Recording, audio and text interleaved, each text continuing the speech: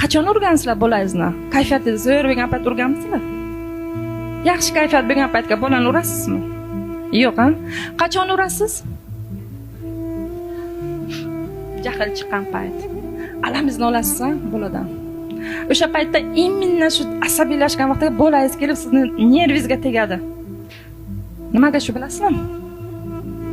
Qoch berdan lekin o'zi alamini sanda olaman deymiz. Bo'lganmi? Urgandan keyin kim bolasidan kechirim so'rab yig'laydi? 100%. Kechirib bo'lam. Chunki chiqdi-ku ichingizga. Bilasizmi o'sha paytda nima bo'ladi?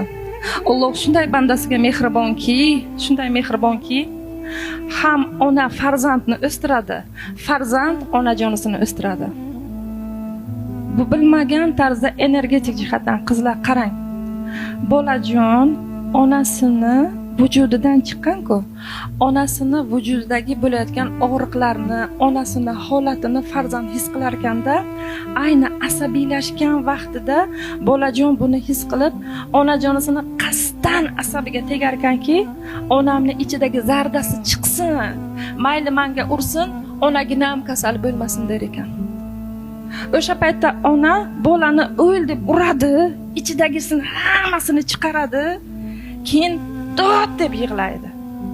Yig'lagandan keyin ochiladi, keyin borib bolajonisini yoniga boradi, bolajasini quchoqlab, keyin yig'laydi, kechirib bo'lam. Bo'lganmi shunaqa holat? Ana endi mana shu holatni o'zingiz bolangizga qilyapsiz.